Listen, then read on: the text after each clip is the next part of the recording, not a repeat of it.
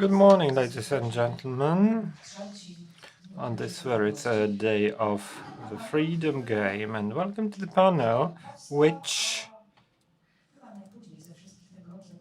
was the latest to be created for these Freedom Games, and it was established to reply to the moment that actually happened to us, a moment that forces us to ask a number of vital questions.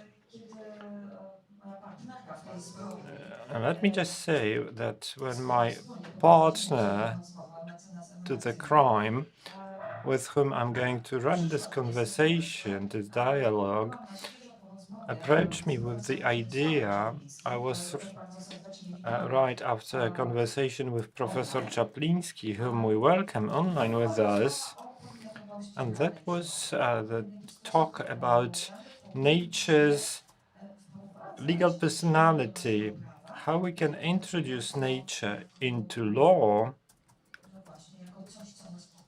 not just as something that surrounds us, but something that is our partner, our co-citizen. I'd like to welcome to this panel Zbigniew Bakalarczyk, a lawyer and mediator, social activist, Karolina Kuszlewicz, attorney at law. I should say a lawyer, a woman who knows everything about nature. Professor Przemysław Czapliński, a literature specialist, philosopher, thinker, and Ewa Marcjoniak. Again, thank you for being with us. Thank you, ladies and gentlemen, for listening to us. And I trust this is the moment to ask questions regarding to what has happened at the Oder River. Some of these would be legal questions, some would be what we think about ourselves as a component of the surrounding world. And I'd like to begin from a Da Vinci's quote that the story of water, the water you touch in the river is the last that has passed, the first to come. Same with the present. Water, when we stand on the river bank, on the bank of the Oder River, ask questions about what there was, there is, there will be. First, I wouldn't need to ask Przemek in a philosophical manner. We are on the bank of the Oder River. We are facing our doubts, but we are also facing a current and future approach to nature. Well, many practical matters bring us to on the bank. However, we try to work. However philosophical we want to be, we need to be practical. Well, you can't be practical, in fact, because whatever is involved with the river came to the surface. First of all, the river is something we name a liquid map, a liquid geography. That is one that doesn't honor stiff borders, border posts, walls. It simply flows, linking different areas belonging to various ecosystems. That is the case of the Oder River that belongs to two states. So the river should make or force us to cooperate. So map then the river's life cycle, like that of any ecosystem, is also a cycle of minor or major deaths. I remember Adam Weirach, after he created the first comic strip devoted to the forest, he added the second part. The first was entitled "The Forest Lives." The second one was "The Forest Dies." And that was the comic response to the manipulation of death forest by the government, who wanted to use it to justify another human intervention. In his comic, he said, "Get off the forest. The forest lives by its cycle of birth and death. It is its existence." Same with the river. The panic that erupted after 1 or 2 weeks of concealing the case only proves that the government would like to control whatever is permanent, lasting, unambiguous, binary, 0-1, black and white. But the government cannot, is not humble enough in terms of understanding the ecosystem.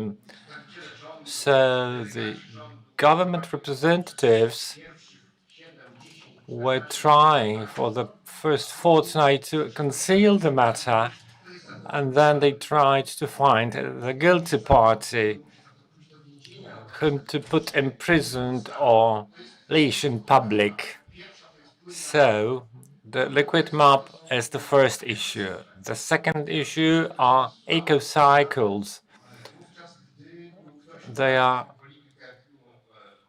poorly known. If somebody follows for this type of policy of disposing of the world. Finally, there is a third issue. I should start from our quick, vivid, lively social reactions. People live on the riverbanks and they're first to see that fish. The fish doesn't immediately, that fish doesn't immediately come to the bank. So one pollution is followed by another one. The social reaction to the river, its life, was healthy, natural. There was some fear in it, but also care, interest, will to help, to act. All that, unfortunately, was pushed down. Leave it alone. Don't deal with that. We will test it. Samples were taken. So the third thing, following the Oder poisoning, is eco-social sphere, the mingling of the ecosystem with the human system. So people live along the river. They participate in its life, some simply by walking, others go fishing, others have their homes nearby, houses nearby. So what we should be thinking from now on, a liquid map, ecocycles, including deaths today, that when we know it was iciotoxin, we understand how rapidly death cycles can show within the life cycle. Thirdly, we should think about ecosystems and social systems as inseparable. They overlap. People belong to ecosystems, participate in them, and vice versa. They penetrate the social sphere.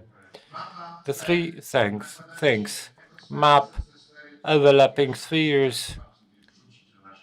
These are things I put into the conversation. I'll take you to this liquid map. Zbigniew, about the liquid map. What does it give us? How do we see that? It's been a number of days. No, it's been a number of weeks, months, in fact.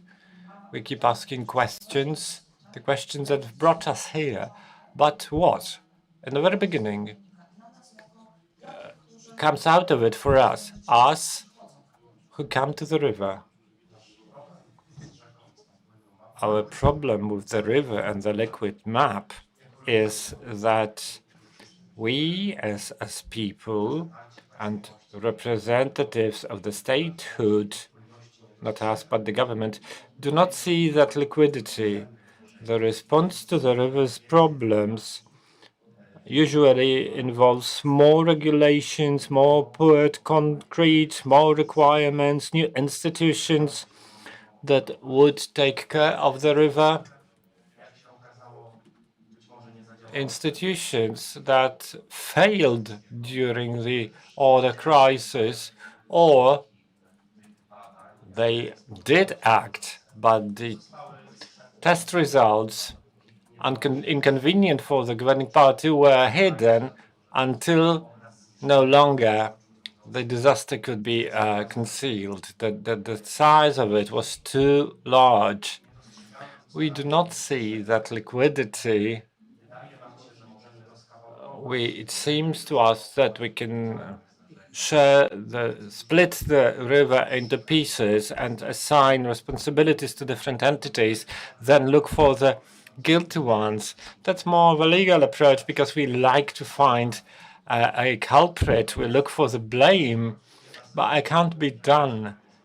The river is a living organism, extremely complicated. Despite the years of science, education, development, there are still many things we do not understand. Though plethora of people would believe we know anything. We can solve issues whichever way we want. That is why I search to other cultures. To cultures that have for ages been disputing whether the river can be exploited. Can we perceive it as something that belongs to us, or should we treat it as part of us? So it's obvious we are discussing legal personality of elements of nature. The New Zealand example comes to my mind immediately, where there is law that recognizes legal personality of a river, and it starts with poetic words from the beliefs of the Maori people. I am the river is me. This is a seldom example where a legal text involves such wording, but what's beautiful and fascinating, the New Zealandic legislature brought these words to a status that is unbelievable in the European legal system. Last but not least, also from that beautiful law, when it speaks about the river, the law says the river is an entity. River, water, fish, and the organism in it, the water on which it flows, people that live along its edges, companies built around it. It's all one unity, from the mountains down to the sea. That's beautiful and incredible. This is what Przemysław Czapliński says when he speaks about eco-sociosphere, the combined system, how we cannot exist without each other. You remind us of the New Zealandic laws. There is a river that has its rights. In Canada, it was recognized that the river has 9 rights. It can be represented before the court. And the first recognized law was worked out by the cooperation of local communities and the governing authorities of the Quebec province, that the river has the right to flow freely. I want to get back to your words. And Carolina, a question to you about eco-social sphere, the whole, the entity. What about this whole? Before we go into our legal concept, what's it like from eco, but also ideologic perspective?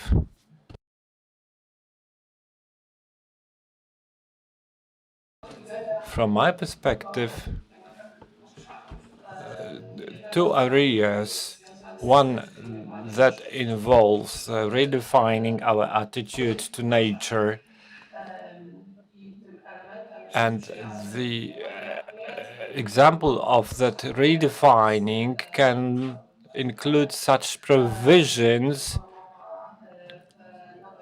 as in New Zealand, but it is a deeper process of a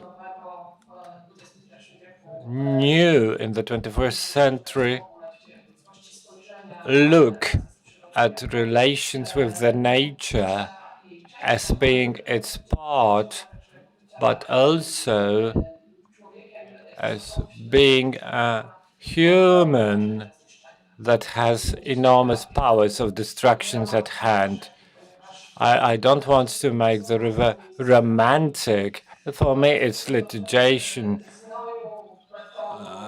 It's lots of heavy work. That brutalizations of what we talk. Pragmatics has nothing to do with observing the river as an entity. It should be like that, but it isn't. So I would like to look the practical perspective from courts. I'm running the case of the Vistula River in 2018.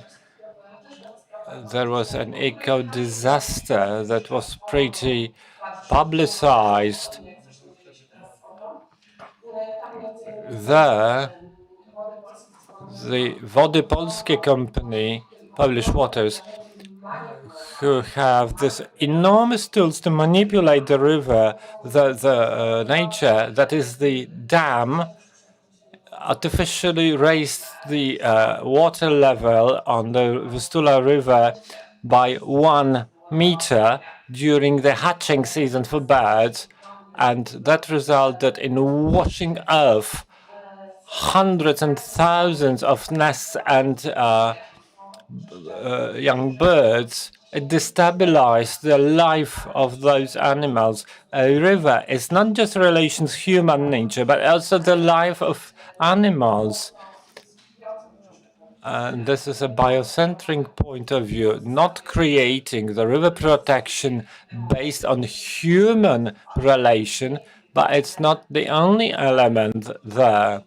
We should see all the other elements. That water was raised by 1 meter. The nests were destroyed, animals killed. And in a couple of months later, we had another incident where the Polish water closed water flow in the Vistula River from day to day. The water was falling so rapidly, fish couldn't escape. Based on our estimates, at least 5 million fish died. What does it look like from today's court perspective? A river is not represented today at all. You can represent the river by joining the criminal proceedings based on regulations on the aggrieved party, but that never works. The only solution is that to point out that animals died in the river. This is the only legal item regarding crime against animals. It allows to act. This procedural section, just to be allowed to let eco-organization that loves the Vistula River, it took us 1.5 years to persuade the court that there is a way to represent the river without breaching the procedure. We appealed twice, and now it's the 4th years of the proceedings. These are very difficult issues where things we discuss here, which in the courtroom tends to be out of this world. These are two different worlds. We fight for absolute grounds. We fight to introduce proper scientific knowledge into the proceedings that would truly show how the ecosystem works. In our opinion, the justice system in Poland, with due respect to judges, is absolutely unprepared for nature's presence in courtrooms. And you can see that in practice. So apart from redefining relations, that is our relation to nature, coexistence in different areas, that means mental, institutional, we also need practical changes involving the activations of proper procedures, or probably writing them from scratch, that would provide protection for rivers. If there are procedures resulting from granting legal personality to rivers, which is nice, but it can be impractical if not followed by procedure.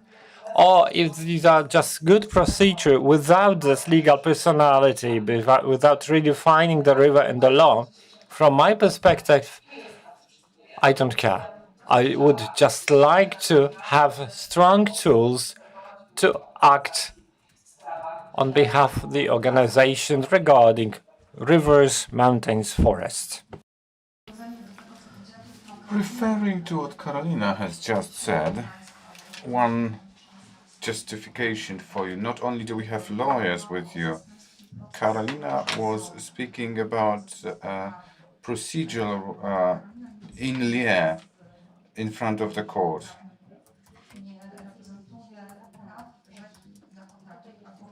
Nobody represents the rights of the river because the river is devoid of that. It is human that has got the right to use the river, to manage it, to derive benefits. And the only right it enjoys is the protection of environment, that is its ecosystem. So what was Karolina was speaking about was in lieu legal representation. So these lawyers represent the river, or better to say people who want to represent it, so that it is saleable, recreational, fishable, with potable.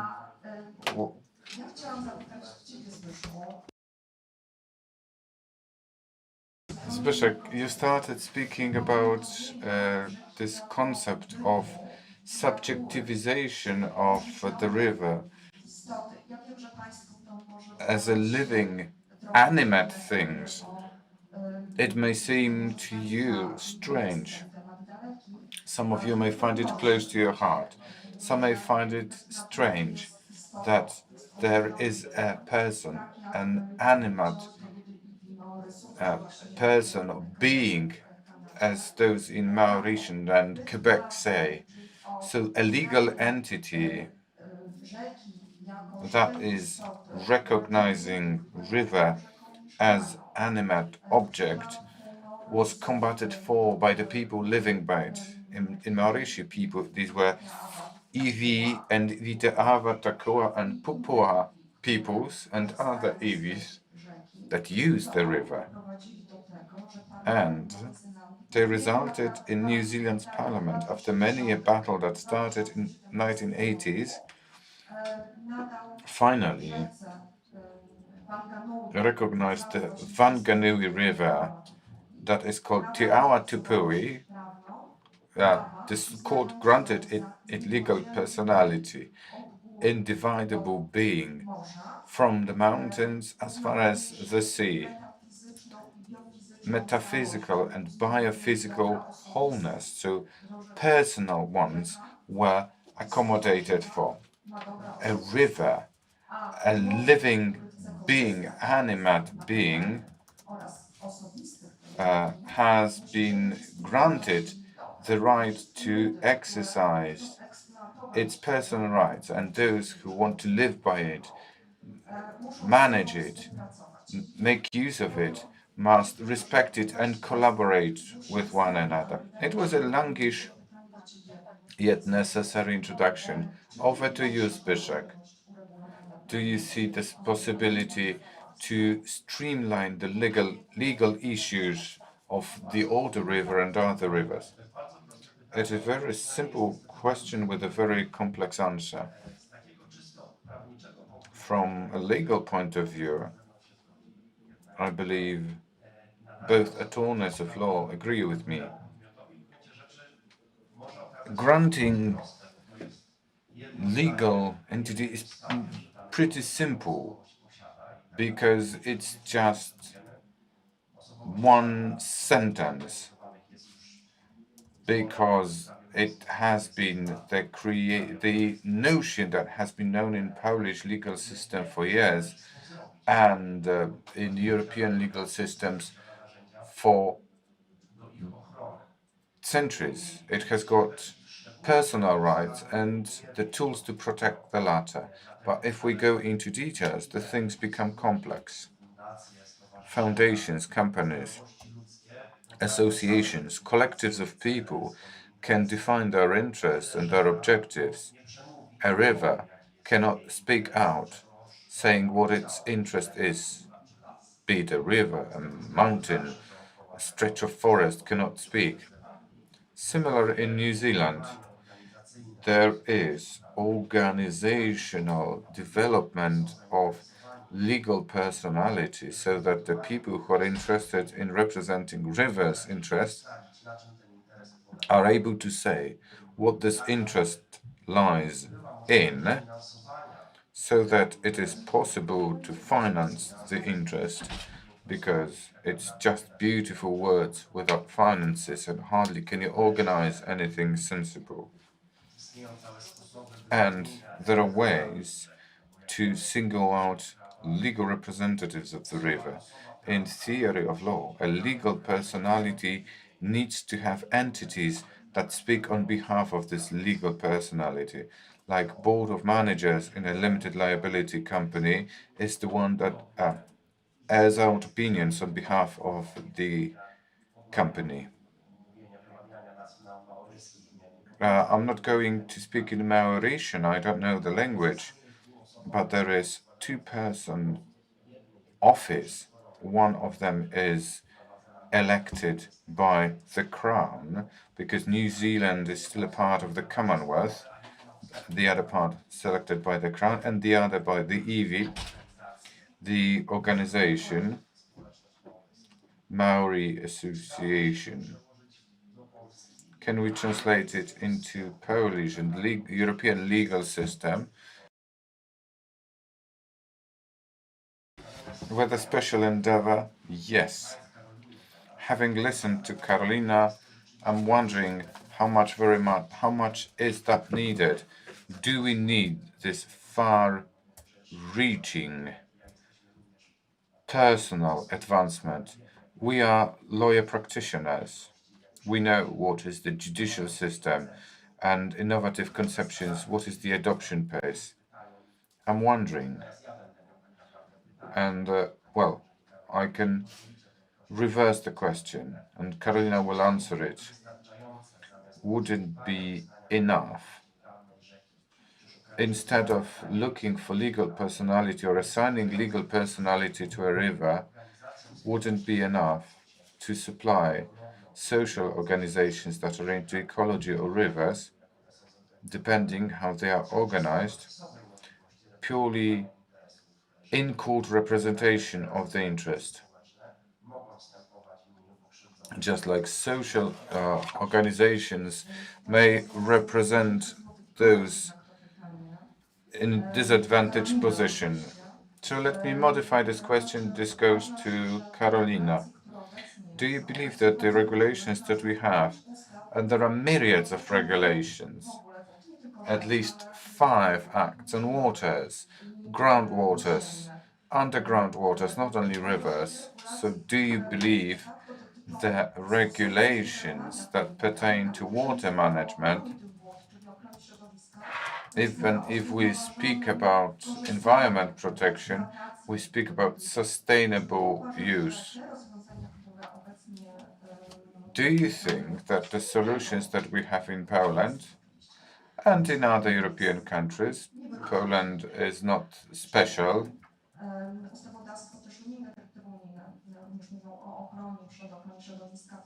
EU directives also indicate environment protection so that the environment is managed in a safe and sustainable way.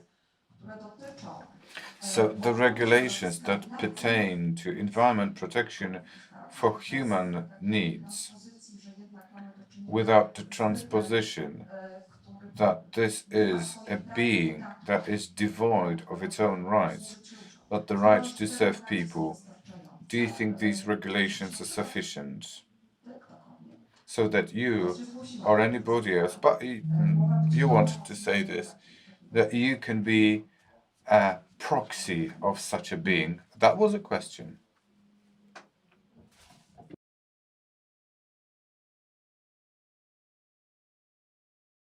We cannot hear you. Okay. How about now? Yes, we can hear you. Barely. I need to do some switching in my computer. Can you hear me now? The regulations that are binding today need to be divided into 2 basic groups. This is a systemic division. One group that are indicative law. Karolina, I'm sorry, but your voice disappears. How about plugging in your headset? Let me try. I don't know what is the reason, but the computer says no. Hello? Yes, it's much better now. Almost ideal. Let me start again. A brief introduction. In law, there are material laws, where there are indications and bans, things you can and cannot do, do's and don'ts, with regards people and animals. And the other group, procedures, how to execute the do's and don'ts section. In both groups, the environment protection regulations are insufficient.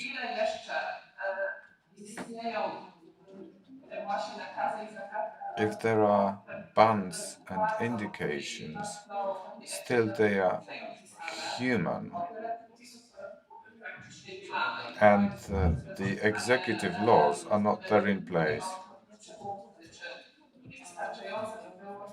So, referring to the first speaker, would it be enough to improve the procedural ones? We should do both.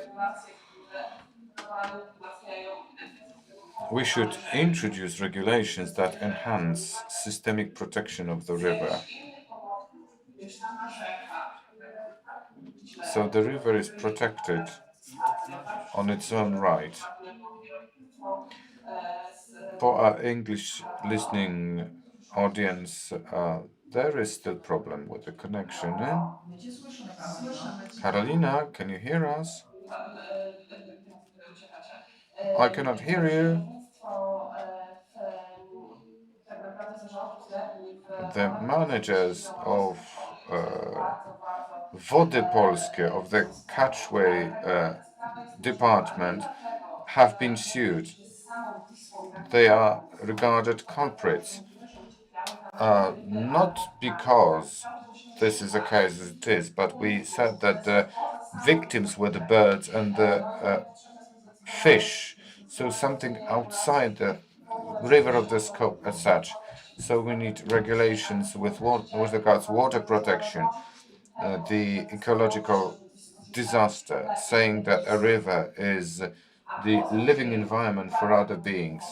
And on top of that, it would be useful and real to introduce good regulations and procedures that inform you that if there is a dispute with regards any kind of damage on the river, in the forest, drastic deforestation, which happens on little hills in Bieszczady, and there is alleged crime, or we have administrative procedure to stop this, to stop dam construction, water disposal on the Vistula River.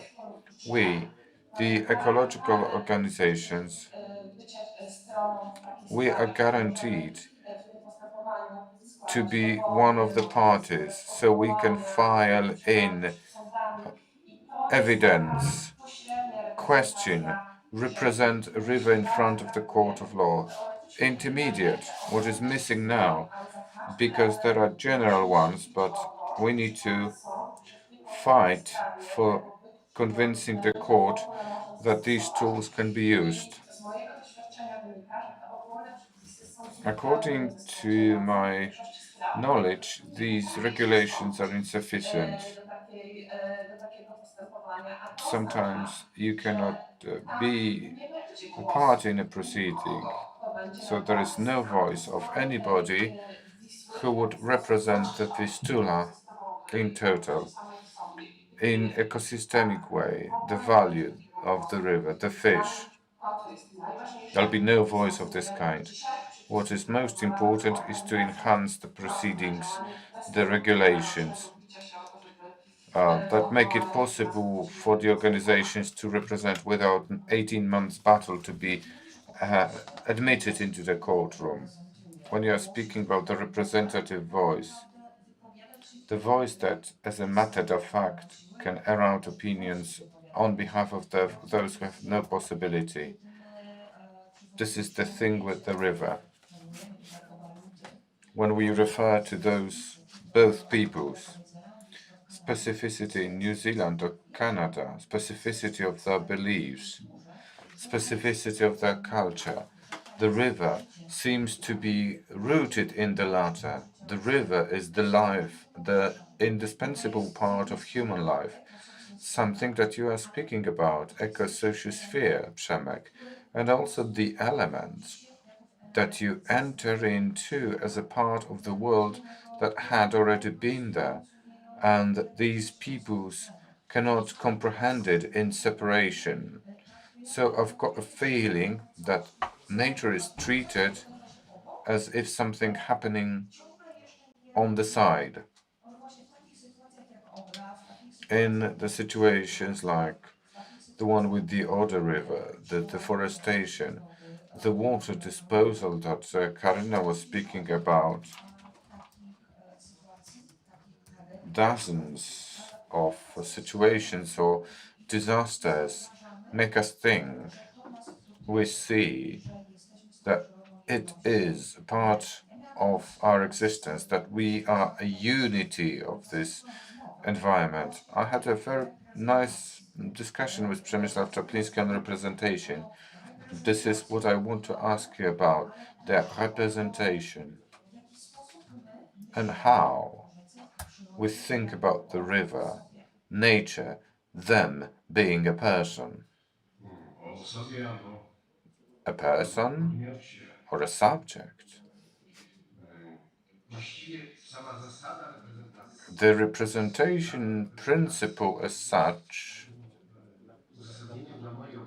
is the justification for my presence here. Thank you for inviting me.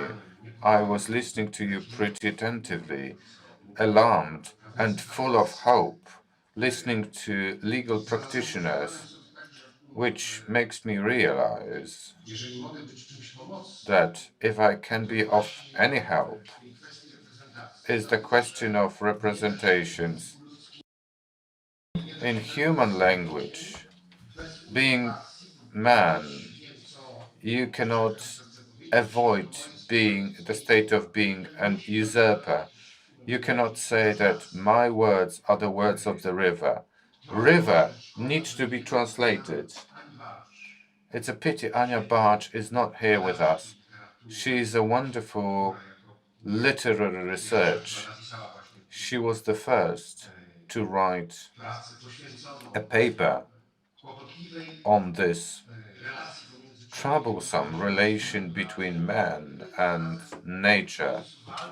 Troublesome and yet indispensable, which requires man to admit, I am a mere representative. Hardly can I be the owner. Hardly can I speak in lieu. And it will be intermediated representation, which is very important to diminish the powers. Some of ecological being skips human awareness, cannot be expressed through human language unless we find some other translators, unless we have the capability to listen to ecosphere in a direct way. There should be natural environment representatives in the parliament. We could start with every political party to necessity to present ecological agenda. So you cannot have a political problem without ecological agenda. They can propose anything. There'll be parties that will say, we'll put concrete all over the place. No mosquito can sit on people's skin. I do not allow the wind to press me down to the ground, for the rain to wet me through. So we'll create cities of glass. I am not saying what a political party is supposed to say, but every political party should be obliged to include ecological questions in their programs. We can also agree that every political party has got a representative that is responsible for environmental questions. In a more radical option, you can imagine this way. In the parliament, there are ombudsmen of natural environment as such, or particular parts of it that are independent of political parties. It was German experiment. In Landtags, so kind of voivodeship parliaments, there were representatives of water, animals, and fauna and flora generally. It's associated with experimenting. I am returning to the issue of representation. Literature is not reality. Literature, painting, film can represent reality. The same story goes with human representation not being equal with the presence of natural environment in our legal life. Ever since the beginning, when it appears, it needs to be accompanied by the awareness that it's a very expressive translation between languages. It is something like ontological translation from one existence into the other existence. Therefore, we are dealing with legal communication and political and social experiment. So we need to give ourselves the right to introduce corrections. In some time that will happen. The Polish parliament will have representatives of waters, plants, animals. Once they are there, they will be part of this alternating narrative. Their presence would be of experimental nature. We mustn't set finite regulations to apply for 20 years. We need to embed into this phenomenon, we need to embed into it the rule of continuing amendment. So, the representation we are now talking about must from the very beginning be based on the awareness of differences between the phenomena, the entities represented so far, because a company board that represents the company speaks the same language and has the same existence form. Spokespersons of institutions have the same language. In the case of an ecosphere, water, animals, plants, there is a change of the language. It's translation from a code to a code. That's why we may be useful literature specialists, because literature dares to take such experiments, because the global writing has had attempts to speak for, on behalf, from the perspective. The literature has been experimenting in this field by giving the voice to birds, forests, waters, leaves, etc. There are no boundaries, and that's the point. That's this tiny contribution. I don't know if the professor can hear me. Professor, can you hear us? When you speak about the language and the necessity to change it, I want to get back to you, Eva, with a question.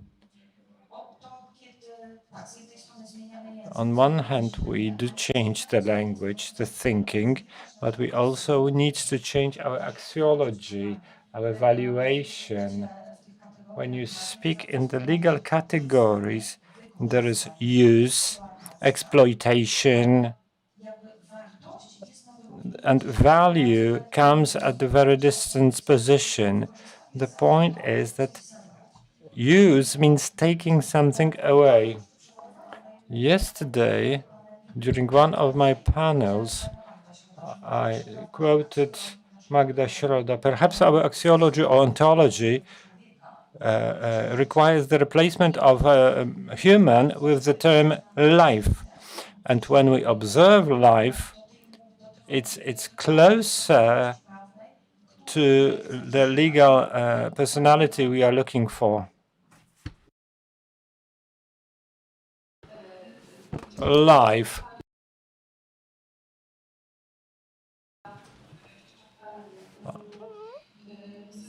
Some time ago, I wrote a text for a publication entitled Zoe Polis, and the common denominator was a text philosophical and legal rather than practical. There, I looked for a common denominator for the future, for the representation of animals, natural elements, plants, human, and the common denominator is life. In the sphere of animals, it's also the ability to sense. In other spheres, it's just mere existence that gives grounds to be represented in the system. Obviously, the change of the lexis is something more, is the change of axiology, a expression of our perceiving relation in terms of legal regulations. It also, we have to look at the language used in the courtrooms.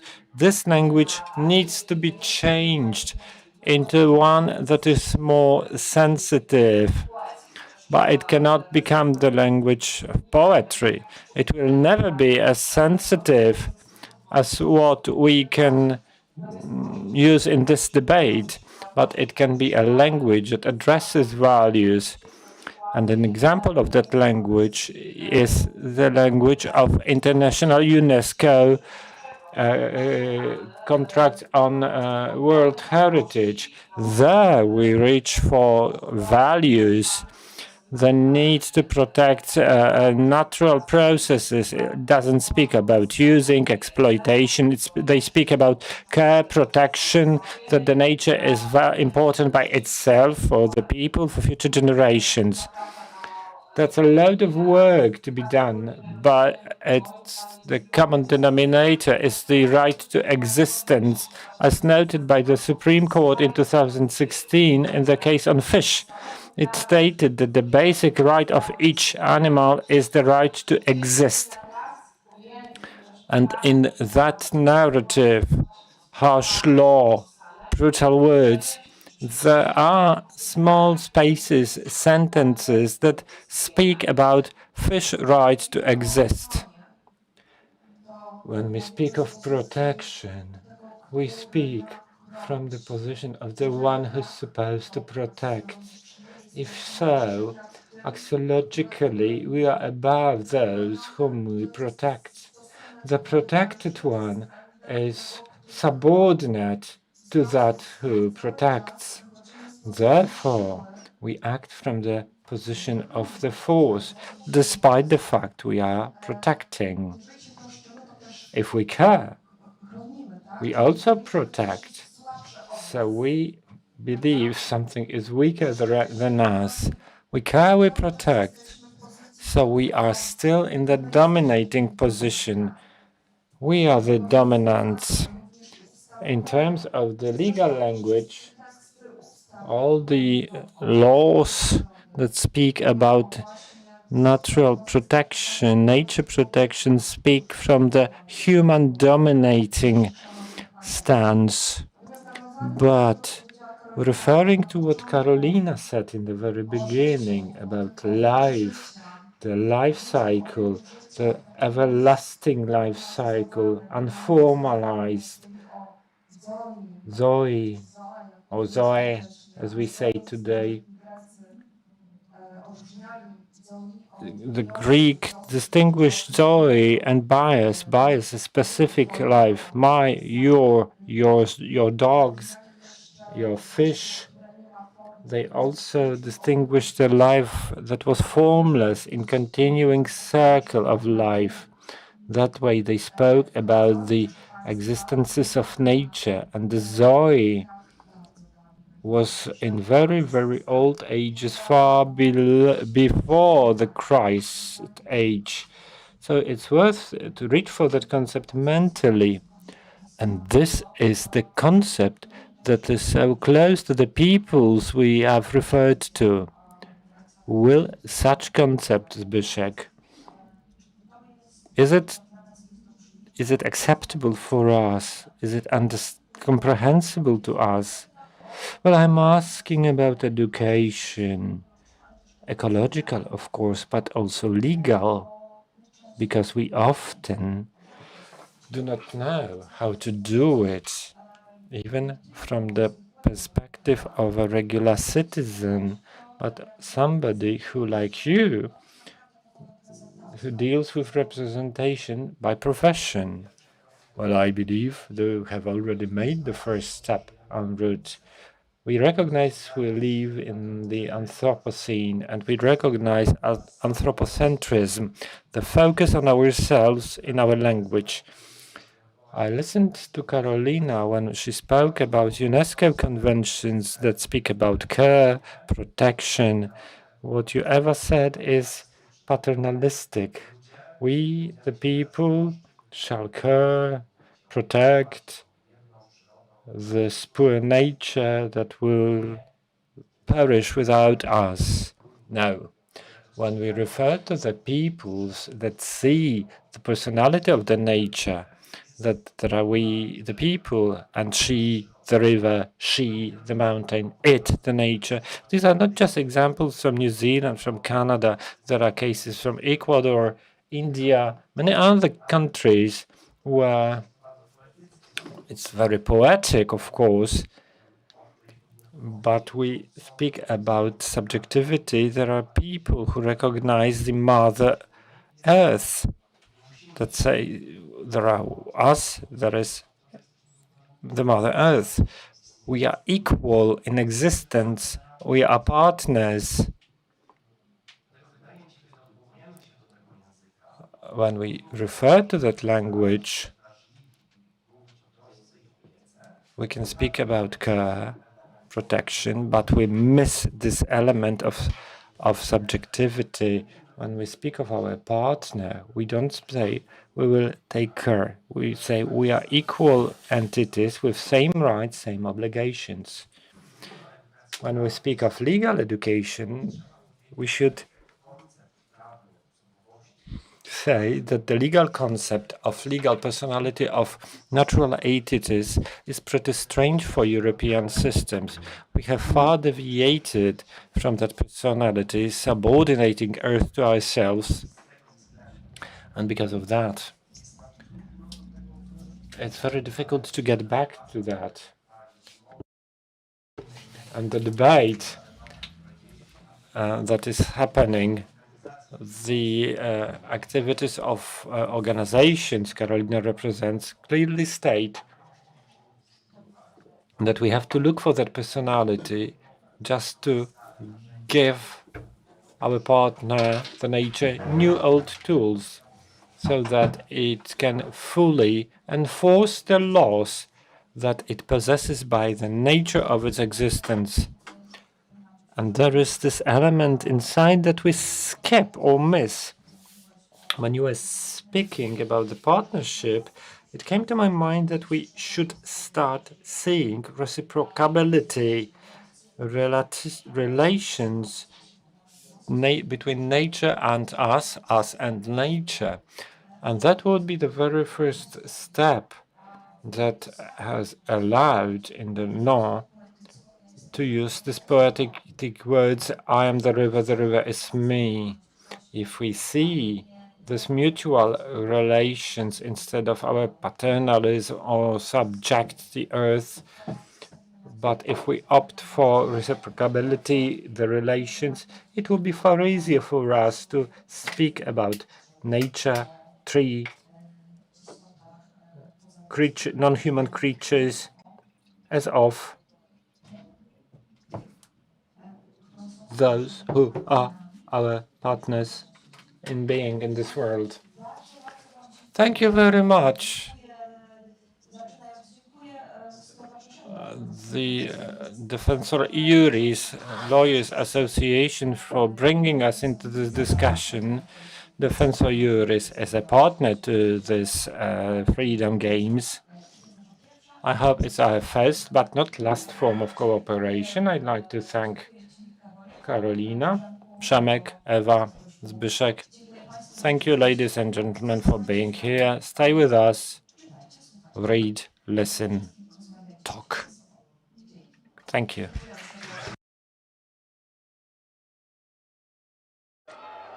It's not always easy to recognize. It may look like this, or like this. It may be a burden, but it is a responsibility that we embrace. But if it means this for one person and this for someone else, maybe it ultimately means being there for one another. It isn't handed to us, but we know where to find it and how it feels. how it tastes, and what it sounds like when we finally have it.